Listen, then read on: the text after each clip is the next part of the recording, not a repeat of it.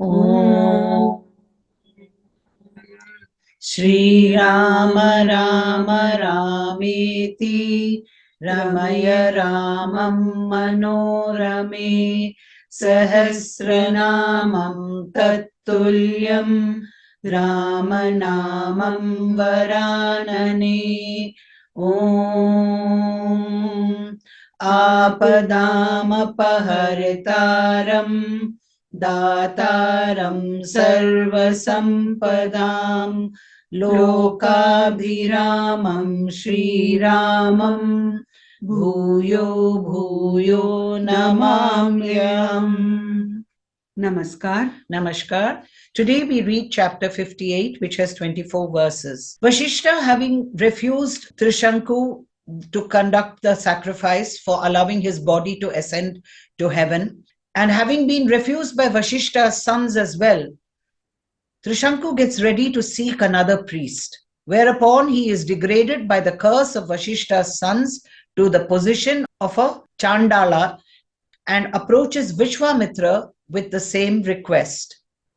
आज हम बालकांड के अष्टपंचाशः सर्गः अर्थात 58वें सर्ग का पठन पाठन एवं श्रवण करेंगे, जिसमें वशिष्ठ ऋषि के पुत्रों का त्रिशंकु को डांट बताकर घर लौटने के लिए आज्ञा देना तथा उन्हें दूसरा पुरोहित बनाने के लिए उद्यत देख शाप प्रदान और उनके शाप से चांडाल हुए त्रिशंकु का विश्वामित्र जी की शरण में जाने का वर्णन किया गया है।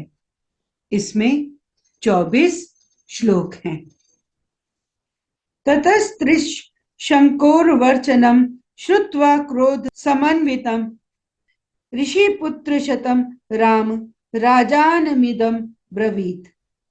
प्रत्याख्यातो असि दुर्मेधो गुरुणा सत्यवादिना तम कथम समतिक्रम्य शाखांतरमुपेयिवान्। रघुनंदन, राजा त्रिशंकु का यह वचन सुनकर वशिष्ठ मुनि के वे 100 पुत्र कुपित हो उनसे इस प्रकार बोले, दुर्बुद्धे, तुम्हारे सत्यवादी गुरु ने जब तुम्हें मना कर दिया है तब तुमने उनका उल्लंघन करके दूसरी शाखा का आश्रय कैसे लिया? Filled with rage to hear the submission of Trishanku, O Rama, the 100 sons of sage Vashista forthwith replied to the king as follows. When you have been repulsed by your preceptor, sage Vashista, who always speaks the truth, O foolish king, how have you sought another patron, ignoring him? इक्ष्वाकूणां हि सर्वेषां पुरोधाः परमा गतिः न चाति क्रमितुं शक्यं वचनं सत्यवादिनः। समस्त इक्ष्वाकु वंशी क्षत्रियों के लिए पुरोहित वशिष्ठ जी ही परम गति हैं। उन सत्यवादी महात्मा की बात को कोई अन्यथा नहीं कर सकता। The family priest, sage Vashista, has been the greatest support of all the scions of the Ikshvaku clan, and the word of that veracious sage cannot be set aside with such impunity. अशक्यमिति सोवाच वसिष्ठो भगवान निऋषिः तम वयं वै समाहर्तुं कृतं शक्ताः कथं चन। जिस यज्ञ कर्म को उन भगवान वशिष्ठ मुनि ने असंभव बताया है उसे हम लोग कैसे कर सकते हैं? How can we really venture to conduct a sacrifice which the celebrated and almighty sage Vashishta has declared as something which cannot be undertaken? बालिशस्त्वं नरश्रेष्ठ गम्यतां स्वपुरं पुनः याजने भगवान त्रैलोक्यस्यापि पार्थिव अवमानं कथं कर्तुं तस्य शक्ष्या महे वयं। नरश्रेष्ठ, तुम अभी नादान हो, अपने नगर को लौट जाओ। पृथ्वीनाथ भगवान वशिष्ठ तीनों लोकों का यज्ञ कराने में समर्थ हैं, हम लोग उनका अपमान कैसे कर सकेंगे? You are yet puerile of understanding, O jewel among men. Return, therefore, to your capital. The supremely glorious Vashishta is even capable of conducting the sacrifices of all the three worlds, O ruler of the earth. How shall we be able to offer indignity to him by embarking on a venture which has been declared by him as something which cannot be taken in hand? तेषां तद्वचनं श्रुत्वा क्रोधपर्याकुलाक्षरं स राजा पुनरैवैतानिदं वचनं ब्रवीत् प्रत्याख्यातो भगवता गुरुपुत्रैस्तथैव हि अन्यां गतिं गमिष्यामि स्वस्ति वो अस्तु तपोधनाः। गुरुपुत्रों का वह क्रोध युक्त वचन सुनकर राजा त्रिशंकु ने पुनः उनसे इस प्रकार कहा, तपोधनो, भगवान वशिष्ठ ने तो मुझे ठुकरा ही दिया था। आप गुरुपुत्र गण भी मेरी प्रार्थना नहीं स्वीकार कर रहे हैं, अतः आपका कल्याण हो। अब मैं दूसरे किसी की शरण में जाऊंगा। Hearing the aforesaid admonition of Vashishta's sons, couched as it was in words full of anger, the said king, however, once more made the following submission to them. I have actually been repulsed by the venerable Vashishta, and even so by you, my preceptor's sons. I shall now accordingly approach another patron. God bless you, O sages, rich in ascases. ऋषि पुत्रास्तु तच्छ्रुत्वा वाक्यं घोराभिसंहितं शेपुः परं संक्रुद्धा श्रीचण्डालवत्वं गमिष्यसि इत्युक्त्वा ते महात्मानो विविशुः स्वमाश्रमम्। त्रिशंकु का यह घोर अभिसंधिपूर्ण वचन सुनकर महर्षि के पुत्रों ने अत्यंत कुपित हो उन्हें शाप दे दिया, अरे जा, तू चांडाल हो जाएगा। ऐसा कहकर वे महात्मा अपने अपने आश्रम में प्रविष्ट हो गए। Highly enraged to hear the aforesaid submission, revealing as it did his terrible design of disregarding Vashishta and thereby courting disaster, Vashishta's sons, for their part, cursed him in the following words. You shall descend to a state of becoming a chandala, an outcast of the lowest grade. Saying so, those exalted souls retired each to his own hermitage. अथ रात्र्यां व्यतीतायां राजा चंडालतां गतः नीलवस्त्रधरो नीलः पुरुषो ध्वस्तमूर्धजः चित्यमाल्यां गरागश्च आयसाभरणो अभवत्। तदंतर रात व्यतीत होते ही राजा त्रिशंकु चांडाल हो गए। उनके शरीर का रंग नीला हो गया, कपड़े भी नीले हो गए, प्रत्येक अंग में रुक्षता आ गई, सिर के बाल छोटे छोटे हो गए, सारे शरीर में चिता की राख सी लिपट गई, विभिन्न अंगों में यथास्थान लोहे के गहने पड़ गए। As soon as the night passed, the king was reduced to the state of a chandala. Turning black in complexion, he found himself clad in black, the very yellow silk wrapped round his loins having turned black, and his long hair fallen off, the garlands decking his person having turned into garlands of flowers grown in a crematorium, and the cosmetics with which it was anointed into a coat of ashes from that same unholy place, and the gold and bejeweled ornaments on his person having turned into those of iron. तं दृष्ट्वा मन्त्रिणः सर्वे त्यज्य चण्डालरूपिणं प्राद्रवन् सहिता रामपौरा ये अस्यानुगामिनः। एको ही राजा काकुतस्थ जगाम परमात्मवान् दह्यमानो दिवारात्रं विश्वामित्रं तपोधनम। श्री राम अपने राजा को चांडाल के रूप में देखकर सब मंत्री और पुरवासी जो उनके साथ आए थे उन्हें छोड़कर भाग गए। ककुतस्थ नंदन वे धीर स्वभाव नरेश दिन रात चिंता की आग में जलने लगे और अकेले ही तपोधन विश्वामित्र की शरण में गए। Seeing him changed into the form of a chandala, all his counselors, as well as the citizens that had followed him to the hermitage of his preceptor's sons, O Rama, ran away in a body, deserting him. Extremely self-possessed, though burning with agony day and night, O Sian of the Kakusta, the king went all alone to Vishwamitra, whose only wealth now was his asceticism. विश्वामित्रस्तु तं दृष्ट्वा राजानं विफलीकृतं चण्डालरूपिणं राममुनिः कारुण्यमागतः। कारुण्यात् स महातेजा वाक्यं परं धार्मिकः इदं जगाद भद्रं ते राजानं घोरदर्शनम्। किमागमन गार्यं ते राजपुत्र महाबल अयोध्याधिपते वीर शापाच चंडालताम गतः। श्री राम विश्वामित्र ने देखा राजा का जीवन निष्फल हो गया है। उन्हें चांडाल के रूप में देखकर उन महातेजस्वी परम धर्मात्मा मुनि के हृदय में करुणा भर आई। वे दया से द्रवित होकर भयंकर दिखाई देने वाले राजा त्रिशंकु से इस प्रकार बोले, महाबली राजकुमार, तुम्हारा भला हो। यहाँ किस काम से तुम्हारा आना हुआ है?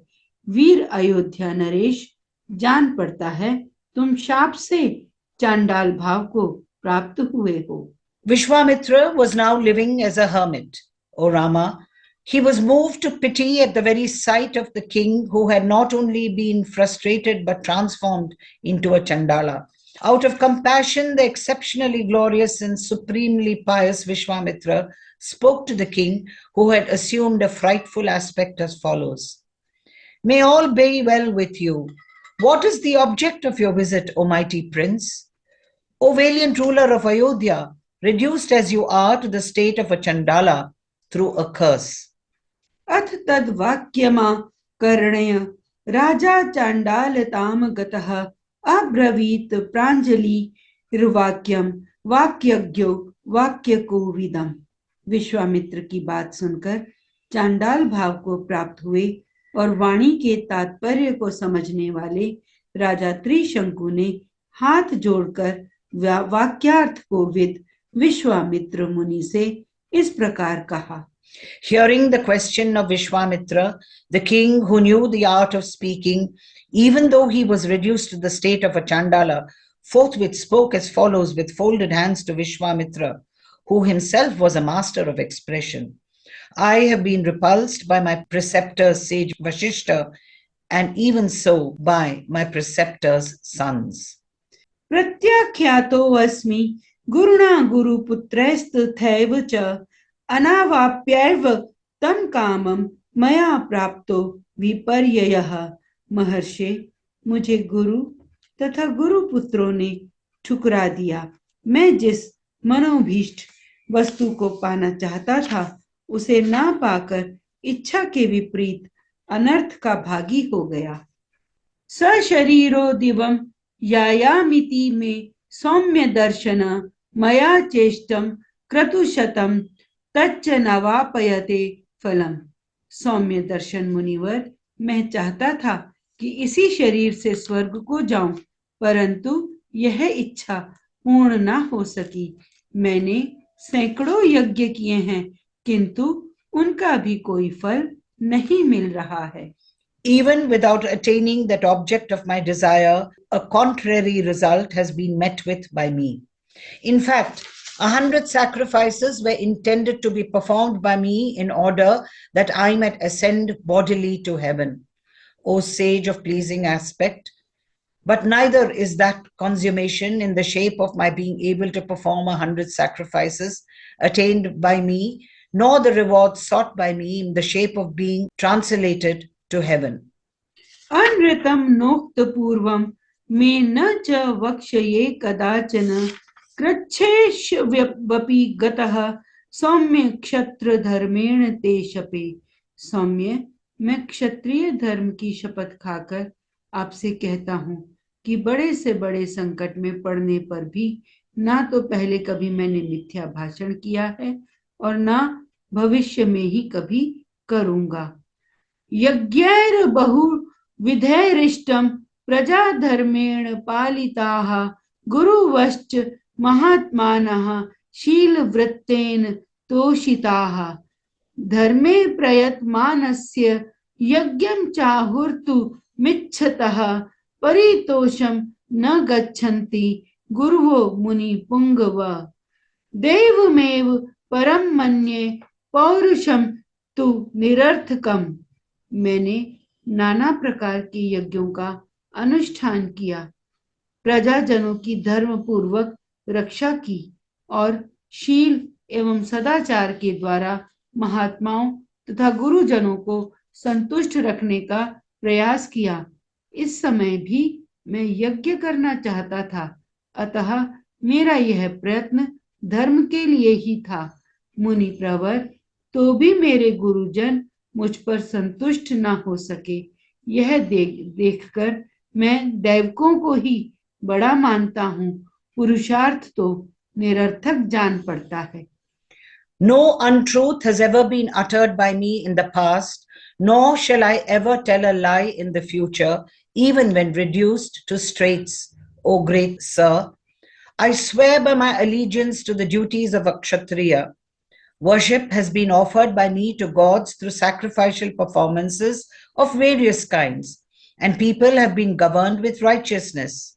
Nay, the elders, no less than exalted souls, have been gratified through my good qualities and right conduct.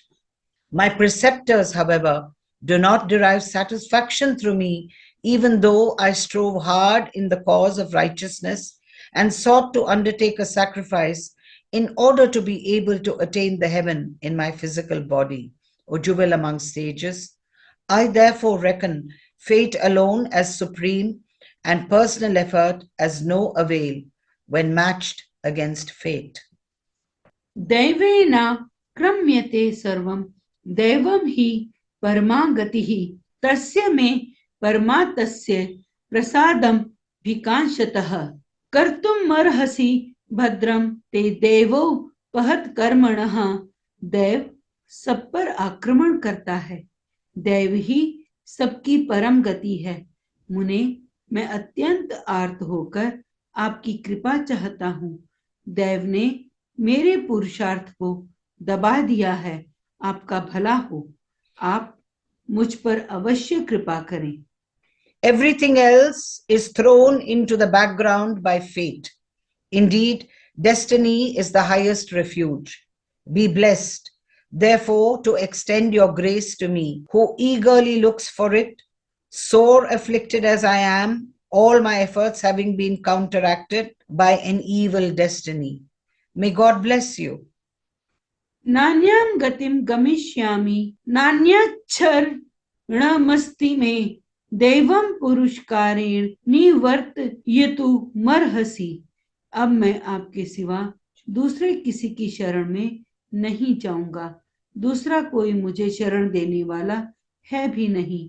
आप ही अपने पुरुषार्थ से मेरे दुर्दैव को पलट सकते हैं। I shall seek no other shelter. In fact, there is no other asylum for me. Therefore, be good enough to avert my evil destiny through personal effort. इत्यार्षे श्रीमद् रामायणे वाल्मीकीये आदिकाव्ये बालकांडे अष्टपंचाशः सर्गः। इस प्रकार श्री वाल्मीकि निर्मित आर्ष रामायण आदि काव्य के बालकांड में 58वां सर्ग पूरा हुआ। Thus ends Canto 58 in the Balakandam of the glorious Ramayana of Valmiki, the work of a rishi and the oldest epic. Om Shri Rama Rama Rameti Ramaya Ramam Manorame Sahasranamam Tattulyam Ramanamam Varanane. Om